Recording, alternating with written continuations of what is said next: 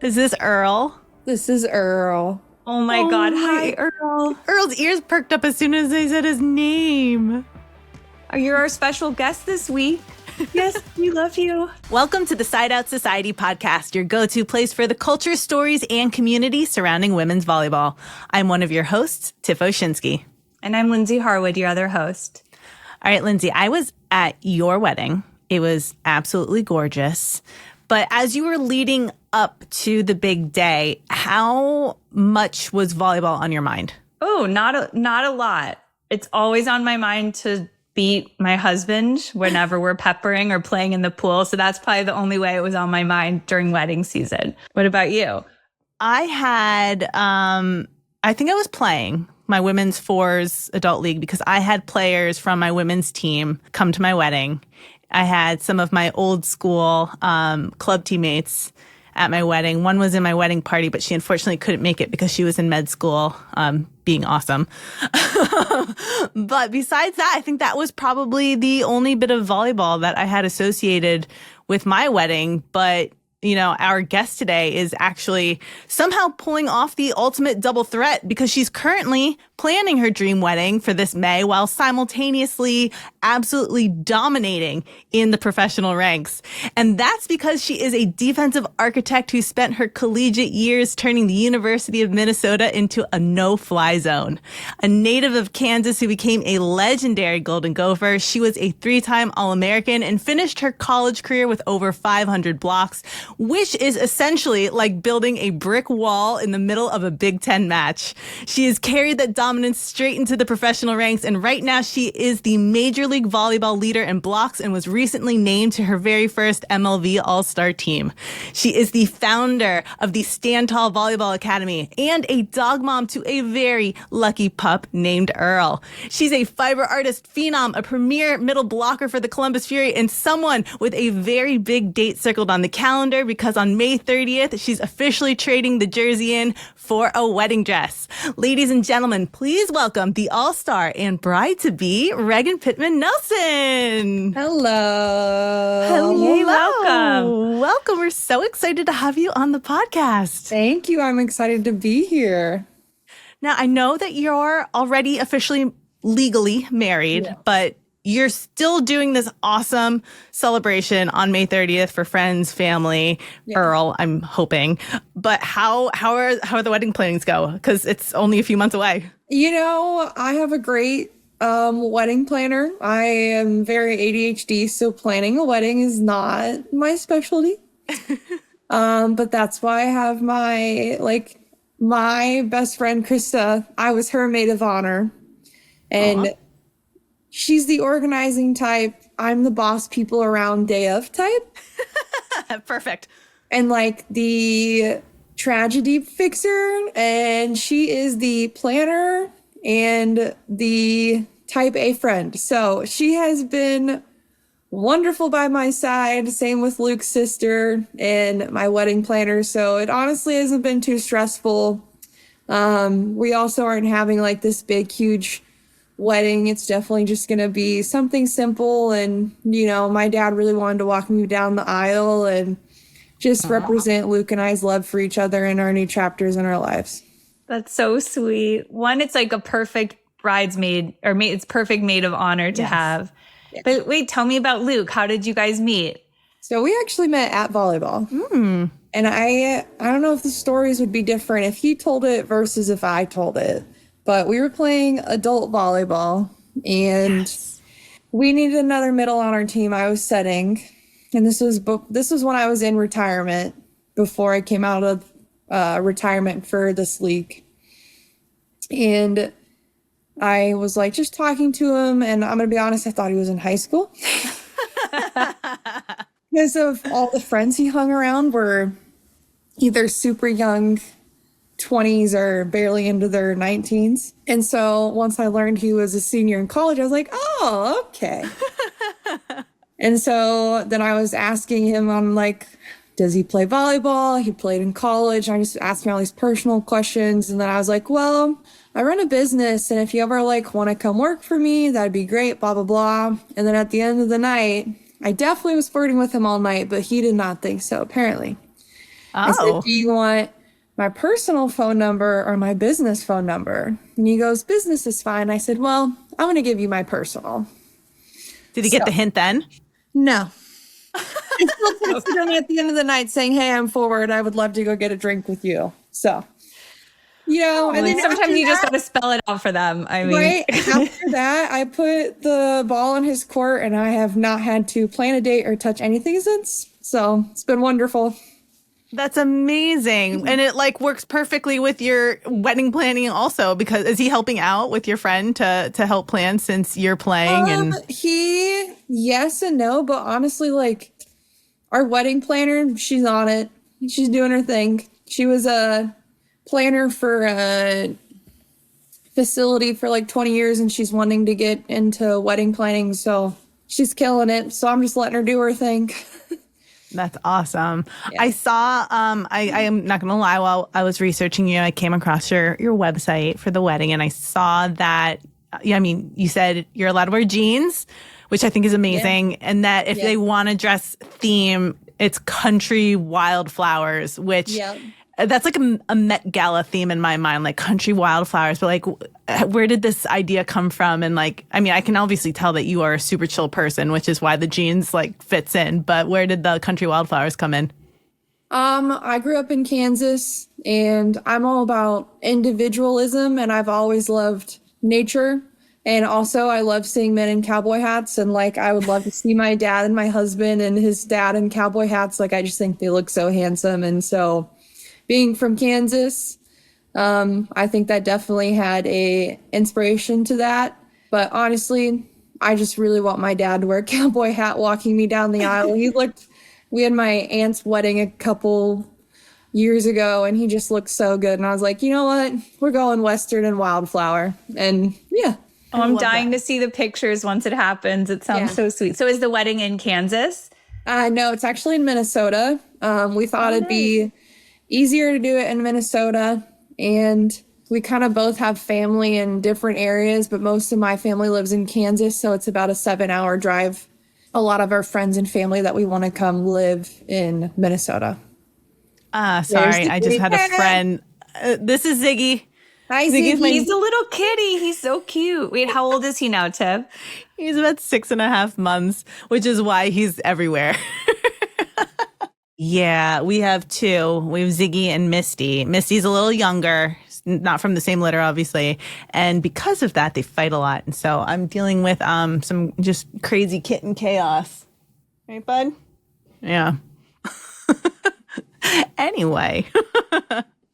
So wait, growing up in Kansas, now I had watched an interview that you did with Big Ten Network. I think it was 4 years ago. And you talked about how without volleyball, you wouldn't have really found a group to tie yourself to.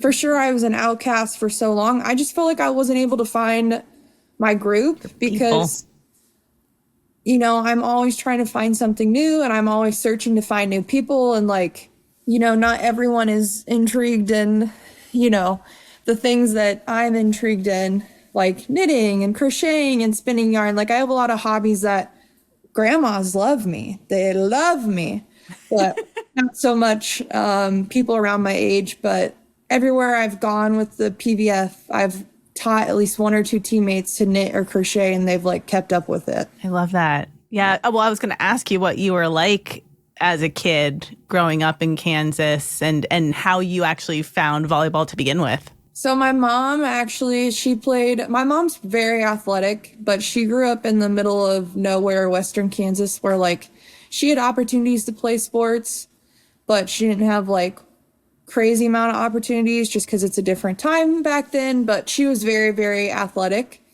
And so she played volleyball in college at a JUCO college, and she's going to try out at K-State, but she ended up twisting her ankle.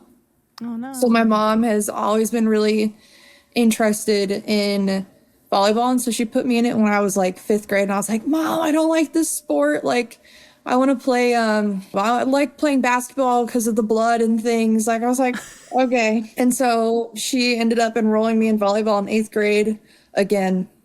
And I just have loved it ever since. What was it that made you stick with it this time? I think because I got to hit the ball really hard at people's faces, but I feel like by That's a great 8th grade, reason. you must have been pretty tall, right? Yeah. So I was the same height as my mom, and she's about 5'8" to 5'10". I can't really remember anymore because now it's just short to me, but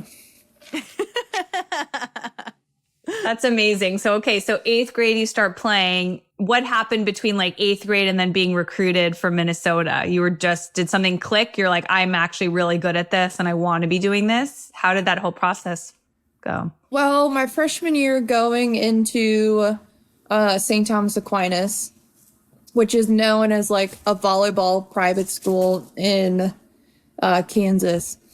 I told the varsity head coach that I was going to make the Olympics as a freshman. And she was like, okay, go for it. Well, I ended up making JV that year. And then the head coach at the time, Mrs. Bogart, Coach Bogart, she got me over to her club, to a different club because she saw something in me, I think. 2 coaches from KC Power came and watched me play, and I always give them crap about this to this day, but one of them wanted me and one of them didn't. And I always give crap to the one who didn't want me because he was my coach until 17th year. And I was like, biggest regret. But they both ended up taking me on KC Power. And that's actually where I met a lot of my close friends to this day. Like the whole group of the KC Power girls from my age, we kind of played between 9th grade to 12th grade together. Some of them played a little earlier than that together, but the core group of us was like 9th to junior year. And so like I still talk to those girls every day. But kind of between that process of like getting to St. Thomas Aquinas and then getting seen as an athlete and then people just putting me in the places that I needed to be, both physically to get better and mentally. I mean, KC, at least, with that Triple Crown tournament, it's like a powerhouse location for girls volleyball. So what was it like growing up over there? So just in my class, we had Ellie Sambothy, Lexi Hart, Jenna Gray, Adriana Fitzmaurice. Oh, my God. Ori, I don't want to butcher her last name, Ori Abaju. She played at Texas. Oh, yeah. I believe I'm saying Abaju correct, but Tess Reed, which was my setter, she played at LMU. Jenna Gray. I don't know if I said Jenna yet. Yeah, not yet. Oh, there's more. That's unbelievable. Yeah, seriously. What a roster right there. Like, that's just in my class of graduating, and there was like 5 or 10 more in that class that I can think of, but crazy talent when I was there. So, I mean, I've been playing against Jenna Gray and Adriana Fitzmaurice since sophomore year in high school, and we've been battling back and forth for championships between like state championships to Final Fours. It's kind of crazy. That's so cool. fun, though. It is such a small world at the end of the day at this level. Yeah, for sure. And then you go to Minnesota. You become a 3-time All-American, total powerhouse. Yes. What was that experience like? And did you know, I mean, at the time you were in college, there was no MLV or Love, right? So did you think you wanted to go pro? I know you said you retired. What was your feeling during college then? Like what your next step would be? Yeah, I think I definitely was like getting to the point where I was like, okay, I'm ready to live like quote unquote normal life. And then COVID kind of happened. So it put everything on hold, and it just kind of pushed everything back. And I think it just really burnt me out. And I think I was so burnt out that when I got the break of COVID, I was like, holy moly, I'm free. Like everyone did. And it's not like free because I loved Minnesota. I had great teammates, great coaches, great supporting staff. Looking back at it, like so blessed, so lucky. I had a great experience with my college team. But I just was really burnt out, and it's hard because I feel like I have the heart and the mindset of an artist, but the body of an athlete. And so for me, like that free flowing artistic vibe, like that's just very much me. And it makes it really hard to follow schedules to like the rigor of sports. And then just like the taking care of your body. Like for me being an artist, like I'm the one that will sit on the floor for 7 hours and break my back to do an art project. So I think I just burnt myself out and I wasn't giving myself enough time to have balance between both. I think that's so beautifully said, just describing yourself, and the two sides that everyone has, but for you especially, like, you look at you and you're a professional athlete. Okay, you have the body of a professional athlete, but there's this whole other side of you. And it sounds like now you're able to tap into that. So I guess, so what happened next? You were retired, and did that love come back, or how did you find that balance? What happened next? So I ended up retiring, and then I started my business, Santal Volleyball Academy. And I really thought it was going to just be one summer, get some cash, like before I go into the grown-up world. But it actually ended up like taking off, and it became my full-time job for 3 years. And then I was doing a speaking event at the AVCA Phenon program, and Jen Spiker approached me. She's like, Regan Pittman. And I go, what? And Luke, my husband, was sitting next to me, and she goes, who's this with you? I said, oh, this was Luke, my boyfriend. And we were like fresh, like 6 months into dating at that point. And she called him Dimples. Oh, and so every time she always asked about Dimples, because he's got these big, cute little dimples, and he's just such a smiley guy. But she approached me, and she was like really trying to convince me to come out and play. And then, she invited me to go to like this big dinner drinks thing with like a bunch of the owners and stuff to like talk about the league, so on and so forth. So I ended up going, and then I was like, okay, I guess you can throw my name in there. And at this point I was like so out of shape, and I was like, all right, I'll throw my name in there. Like, Todd Dajane reached out to me in, I think, May or June, saying I was on his short list. And then after that, I didn't hear anything from him. And then before you know it, in October, I believe, he called me and was like, hey, we're going to go ahead and sign you, blah, blah, blah. And I was like, oh, I am so out of shape. It's happening. I am so out of shape. And so I started training with one of my old teammates' dads, and he kicked my butt. But man, has he got me back to probably the best shape I've ever been in my life. Like, I think I was 235, 240 going to Atlanta. And now I'm right around 200 after like 3 years. And so that journey was crazy, but that's kind of how that all went down. And then it just kind of went from like one thing to another, with signing with Atlanta, and then signing with San Diego, and now then end up being here with the Columbus Fury. That's so cool. I mean, I feel like you have such an interesting journey, because like you did take that break. A lot of the players that we've talked to, knew like their goal was to play professionally. And before the leagues began, their plan was to go overseas, right? But I mean, when you were in college, like especially your 2019 team, right? You had Stephanie Samity, you had Cece McGraw, Alexis Hart, like you had some amazing players. You guys went to the Final Four, or I guess the semifinals. I guess you can't say Final Four for college volleyball. But I mean, were you still in that mindset of, I don't want to really continue playing after? Or were you thinking you did want to play just because I feel like your team all seemed to want to keep going? So I was a redshirt junior of 2019. Spring of 21, that's when I like ended up graduating. So I was playing in that weird COVID season. And like, yeah, I thought about playing, but I think I had other things on my mind than just playing volleyball. I mean, I think if I didn't end up doing volleyball, I would have absolutely taken over the fashion and design world. But it just didn't work with my schedule for volleyball. So I think if I wouldn't have done that, like I would have taken other things. So I just had like other things on my brain than volleyball. Wait, tell me more about the fashion and design world. What, as an artist, but what did you have in mind? Were you going to be a designer, artist? Yeah, so I wanted to be a designer. So I actually sew a lot of my own clothes and like knit a lot of my own clothes because I'm so tall and I've been doing it since I was like, I just turned 28 a couple days ago, and I like turned to my teammate Ashley Evans because I've been teaching her how to knit. So it's been like a fun little journey for her. to watch her like learn how to knit and see all the stresses and then all the fun of like going to the yarn store for the first time. But I have been sewing and knitting since I was 10 years old. And Wow. Amazing. and so I actually ended up making like my own prom dress for high school. Yeah. Yeah.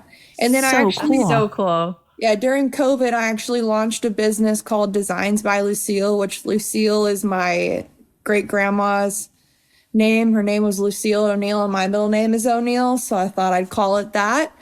But I actually launched a custom business where I just made like tall things for ladies and it like sold out with my opening thing, but that was during COVID. And so after that, I haven't really picked it back up, but I've thought about it recently. I saw you did a collab though recently. You helped design some. Was it Pursuit? Is that what it's called? Yes. So you still got the You're chops such an going. entrepreneur. I love know. it. You're like, I'm good Yeah. at this. Let's start a business. Yeah. I have a lot of like, if I showed you my house right now, like back there is my yarn collection. And then that's my That's so cool. knitting machine from the 1960s. And then I have my sewing machine down there. Is it a Singer? Brother. Not like the old school sewing machines, the Singers. They're both brothers. No, I have a knitting machine. Oh, a knitting machine. Oh, I've never seen that. Me neither. So I can like slide it back and forth and make like huge panels of knit. I can make sweaters. I can make all the That's things. cool. Yeah. That's so cool. My sister taught me to knit when she had just graduated college. So I was in high school at the time. I think I was probably 14 maybe. And she taught me to knit and I thought it was the coolest thing. And I learned how to do like the crossover cable knit thing, but all I could do was scarves. Anytime I tried to expand past a scarf, I failed miserably, so I ended up giving it up. I feel like I need lessons from you. I'm still at the scarf stage too. My best friend taught me during COVID. I did like embroidery, knitting, painting, everything. It was fun. Get back into it. Now you're inspiring me to get I back know. into it. It's really great for people who don't do well regulating their nervous systems outside of their home space. Like it's just such a grounder of where you're at in the world versus like getting up in your head and thinking about all the things that could be what if. For me, it really is my grounder, my meditation, like what makes me stay where my shoes are. So like speaking of that, like you're on the court. You've played at Minnesota. You've now been on 3 different professional leagues or professional teams. I imagine the pressure is high. You're at such a high level of play. You're, as the number 1 blocker, like how do you manage those emotions when you're playing at such a high level? Like how do you meditate? What's your mental health when you make a mistake? Like it's so, I've asked a lot of the players this because there's so many younger players also that want to know, like, how do you manage that kind of pressure internally when it's happening? I think especially within the last years, I've really turned to God. Like I grew up Catholic and that just wasn't the best environment for me to learn about God. But my husband has brought me really close to God. And I think like just going back to, I'm here for a reason. And like, what's the worst that's going to happen? I'm going to have a bad game. I get pulled and my teammate who's just as good as I am is going to get put in the game and have a great game. Like what? The world's not going to end because I had one bad volleyball match. Like in the professional world, I think it's especially different because you have a group of people surrounding you who probably are just as good as you, if not better at what they do. And like, we're all people, we're going to have off days. And that includes being in the professional world and the athleticism world. You're still a huge part of the team. And instead of shutting down when you have a bad game, like lift your teammates up and make them play better. I love that. That's a great mentality. I love that. I mean, especially it's like such a team sport, it's not always about you. You really do need everyone around you to play so well. Mm-hmm. Yeah. It's funny. Lindsay and I just play adult rec, just, for fun. But I haven't been able to play the past few weeks. Just injuries, or my husband had he had surgery, I got sick and everything, dang husbands, right? Ruining it for us, But like when I did get to play, like there was one week, I just like flipped a switch because we were losing all the time and it wasn't fun. And then one day I was just like, you know what? Just be thankful, guys. Like we're old and we're still, putting our shoes on and coming out here. Okay. Both of our teammates, we're on separate teams, but our teammates are like in their 20s, and I'm turning 40. We're older than our 20s. It's okay. Yeah. I'm proud to say I'm almost 40 and still playing volleyball out there. Samantha? Do you know Samantha from Sex and the City? Are you trying to say you're 35 forever? Yeah. Oh, no, especially with volleyball. I'm like, I'm almost 40, bitches. I can still swing. But I remember going to my teammates. I'm like, guys, just be thankful that we're out here. And all of them were like, what? I was like, be thankful. Like, not everyone gets to go out on the court every Wednesday and play volleyball. Like, this is pretty cool. And then they still sometimes look at me crazy, but I'm like, I'm loving this idea, this new mentality that I'm putting out in the world to like get me to keep playing. Yeah. So Regan, like as you've gone, so now you're considered a veteran, right? Like I think even on your bio on MLV, it's like, Columbus, like we're excited to have veteran Regan Pittman-Nelson joining our team. Like, what does that feel like? How do you think you've changed since like your first year at Minnesota to now, whether it's like mentally, emotionally, or just like your physical game? I have changed so much. Like I was so tightly strung from like college until my first year and a half to 2 years a professional. Like I had a mentor, Cassandra. She was our strength coach from San Diego, and she kind of just took me under her wing and she was like, bro, you are stressing yourself out for no reason.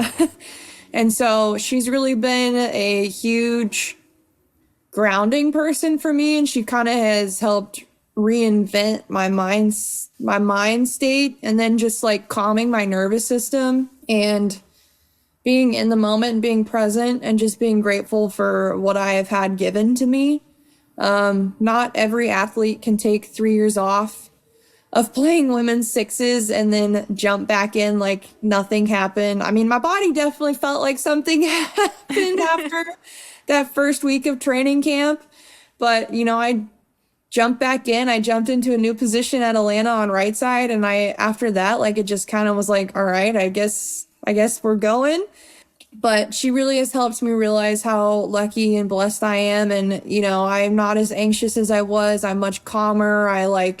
I'm not as like tight about things. Like, for example, it would really bother me if I was like 1 minute late, like off of like getting to practice 30 minutes early. Like, it'd really bother me. Or like when a teammate doesn't do it, like it would really, really bother me. And I'm like, all right, nervous system, calm down. Like, this is not the end of the world. Like, you're so lucky to be here. Be you, be present, and just focus on you. I think we can all take that advice really well. I was like, that's great mentality. Remind me to take a deep breath. Yeah. And well, now that you're in the pros, I mean, your schedule is still demanding as a professional athlete, but it's a lot less demanding from when you were in college and having to do academics and stuff. But when you were in college, let me make sure I have this correct. So when you were in Minnesota, you got your master's degree in youth development leadership and a recreation administration undergraduate degree. Yes. So I know, I mean, you're doing the Stand Tall Volleyball Academy. You're working with the youth in that regard. But is your plan to like be a Parks and Rec coordinator someday and like work with towns and youth and build these awesome communities and stuff like that? No. So I actually started hair school this past summer. I've always wanted to be such an artist. Cool. I love being a hairstylist. It's like one of my favorite things. If anyone needs a cut and a color after I pass my boards, I got you. Well, I wanted to ask about your hair because it's always amazing. Like your clips in right now, like your hairstyles when you play. I love it. So that doesn't surprise me that you said that. Yeah. Yeah, like I love like going to hair school. Like I think it healed everything in me that I needed. And the school I went to, which is the Atelier of Hopkins, like I had so many amazing teachers there and I learned so much. And then they kind of trained like me to trust my artist eye, but they just showed me the techniques to trust my artist eye. And so I really, truly believe that's like my natural given talent is to be a hairstylist and like take all this information that I've developed in these short, I don't know, like 10 years of my life of playing volleyball, because it really does make you learn a lot of lessons a lot faster than like working in a normal environment, like just very different lessons. And so I think it really prepared me to be behind the chair and just make people feel beautiful and loved in their own skin and like feel that they have someone who's more than just a hairstylist, but someone who like genuinely cares about their life, because I do. Like I miss all my clients so much. I think I get a text once a week. Like I have all these little old ladies who would come to my hair school and they would love me because I would just chat with them. And they, like, I think they text me like once or twice a week, like, we miss you so much. I'm like, I know, I'll be back soon. That's so sweet. Yeah, they're so cute.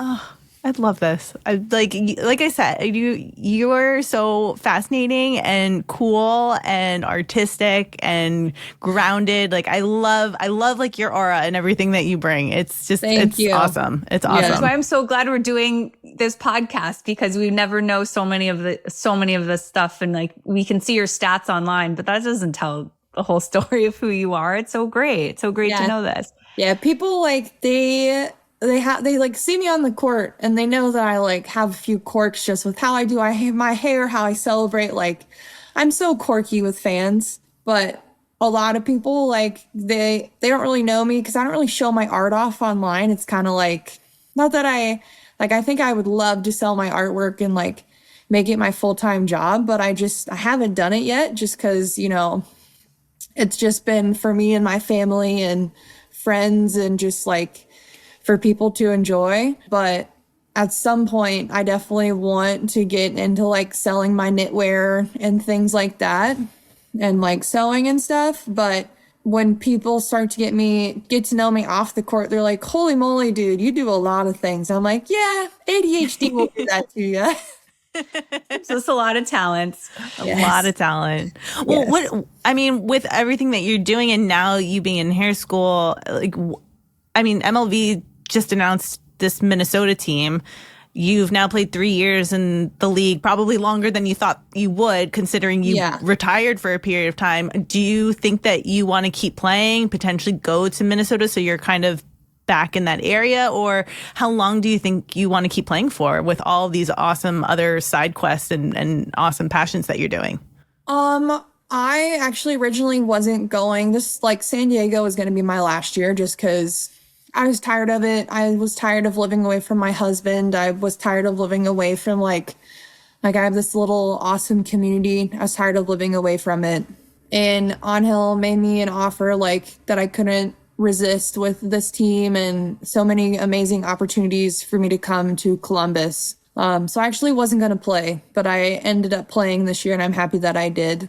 I don't know about next year yet. It just kind of depends on where my heart is, but I think I've been given all the signs that, you know, my heart wants to be in the art world all the time.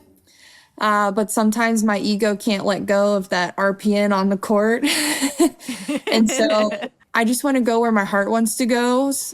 And I don't know where that is yet, whether that's playing at Minnesota or playing like in a different team or just continuing with hair school and then starting my journey with career with hair and stuff. So we'll see. I don't know yet. Ooh, I like a cliffhanger. I was like, well, like my rec team needs a middle blocker. So, you know, if you retire, well, you'll be highly recruited. Yes.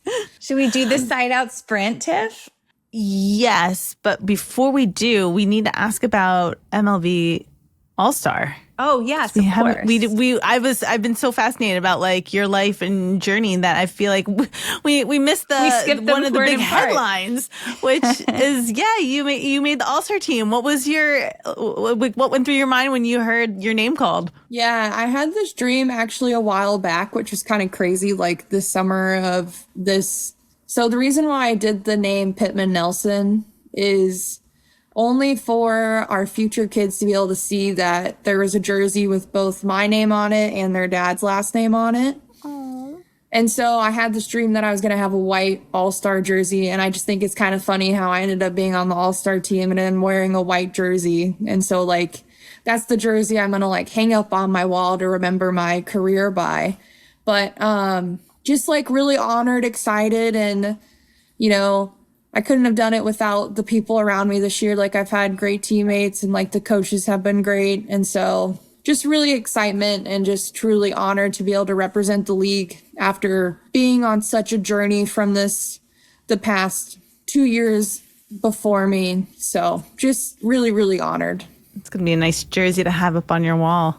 Wait, so tell me, who are you excited to play with or play against? Like, do you have another friend on the team or someone you've always wanted to play with? So it's actually kind of fun. I get to play with my 2 liberos that I've gotten to play with over the past 2 years, which is Morgan Hintz and then Shara. So I get to play with them. And then I was really excited to play with some other people, other middles, but then they ended up with injuries. So I know. I know. So sad. It was so sad. It's so hard to see that. I know. So I was really excited to get to play with them and against them. But, you know, I think honestly, I'm just excited to play with the best of the league. And, you know, I'm going to repeat what Madison Skinner said. I think if we put together an MLV All-Star team and a Love All-Star team, I think it'd be pretty fun to like see that crossover and watch that competitiveness, because each league is like different in its talents. And so, you know, I just would love to see, like, that would be just so fun. Just yes, we would all love to see that. We've been saying that we, you know, I mean, I know the talk of merge and all that stuff is like on all the fans' minds, but I would love to see an all-star game. Yeah, That'd I just think be it so would fun. be really fun. And like, I think it would get so competitive because it's just like the battle of the leagues and the, but at the end of the day, you know, everyone anyone you play against or have been teammates with, you like get angry, not angry at, but you're like competitive with them in the moment. And then after the game, you're like, oh my God, hi. You know, like so much love. It kind of goes from being in your gut and anger stage to like then going up into your heart chakra and be like, hey dude, what's up? So yeah, Like that's the best part of playing with and against your friends. Yeah. I'm excited to play with the setter from Indy, Mia. Oh, she's fiery. I'm so excited to see her play. And I just think like the way she sets is like, I think she's going to give me a lot of balls that are going to be in my window that are just going to be like absolute butter. So cannot wait. Oh my God, I'm so excited. We're gonna, I mean, Lindsay and I are going All-Star, so we're gonna ask you a few questions after the game, see how it goes, and we can get a fun little like postscript to this interview, which we'll tack on the end after we go through everything. But now do you want to do side out sprint? Yes. Okay, so Regan, so we do this thing called the side out sprint where we just ask a few questions that kind of elicit quick answers back, right? So either one word or just kind of like top of mind questions. And they're fun, they're lighthearted, very simple. You ready? All right. Must have item in your bag that's not volleyball related. Yarn. Yes. What's more fun, a stuff block or a slide kill? Oh, stuff block. That's why you're the block leader. You have a lot of them. One thing every middle blocker should know that they don't teach you in high school. How to set and pass. What is the most used app on your phone? Netflix. Nice. Wait, what are you watching right now? Sex in the City, man. No wonder there's the Samantha. You know, can I tell you, I've never seen that show. What? I know. And I know. Rewatch. I know. And I was actually interning at HBO Sports, not the TV, but I was interning there during like peak HBO, like Sopranos, Sex and the City. You gotta watch it. It's like, it's a good show. It'll remind, I mean, I'm not in my 30s and my 40s, but like, I don't know. It's pretty fun. Pretty funny. I'll get to it. I promise I'll get to it because I feel like it's one of the shows I need to watch. For sure. All right. What is your go-to pump-up song? I have ADHD. It changes all the time. Fair. Flavor of the month. Tell me like what genre or multiple genres. Hip hop or pop for Pump Up. Minneapolis food spot you miss the most? Anywhere with my husband. Well, not anywhere, but honestly anywhere with my husband. But there's a place called the Turtle Bread, and we'd always go there and do things. So love that place. So good. Soups, breads, all the things. Your favorite location to knit? My house. Any more tattoos planned? Yeah. In April. Do you want keep it a secret? Reveal what you're going to get, or will be surprised?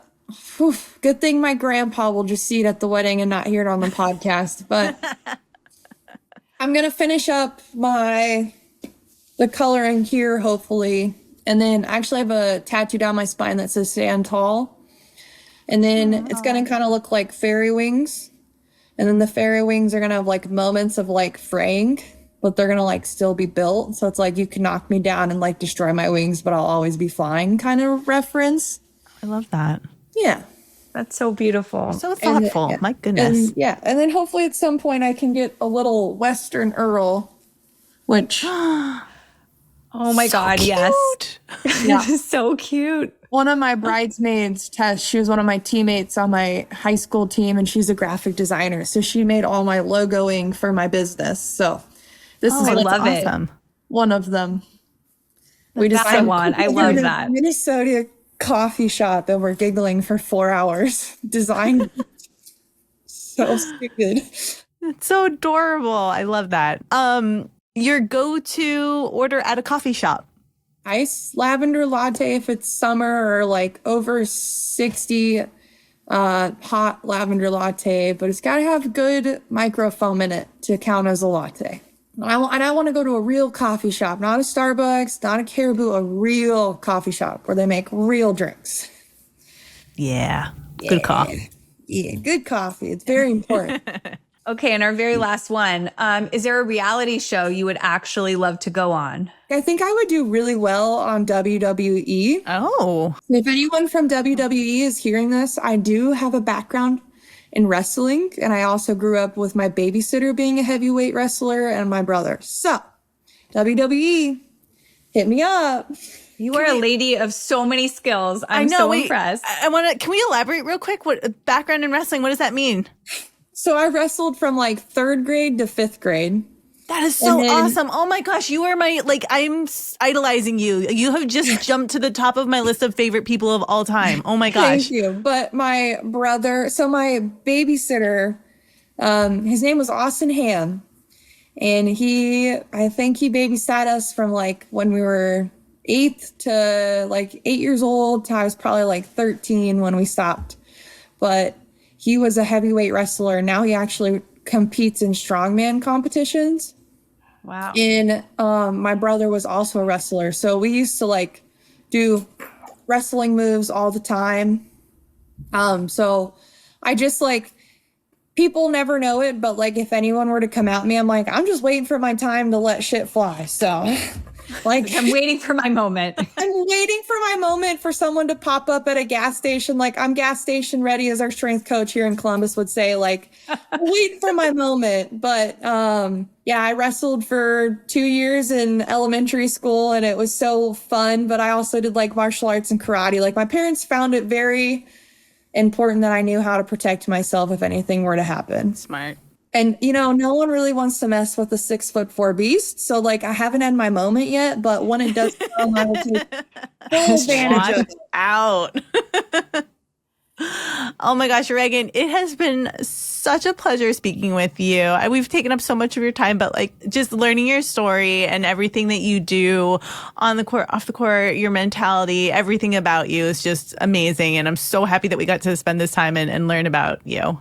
Thank you. Thank you guys so much for having me. Thank you so much. And we're excited. We'll see you in Orlando in a couple of days. We're so excited. Yes. And we'll follow up this interview with as like what the kids say, 3 days later. And we will jump into Orlando. That's a SpongeBob reference. Yeah. That's it. Yeah. I was like, just making sure you knew that. I know there's a little bit of an age gap. So I just wanted to Thank you. Yes, thank you. Well, thanks again, Regan. Yes, thank you guys so much. 3 days later. We're doing a video. Oh, we're doing a video. Oh gosh. I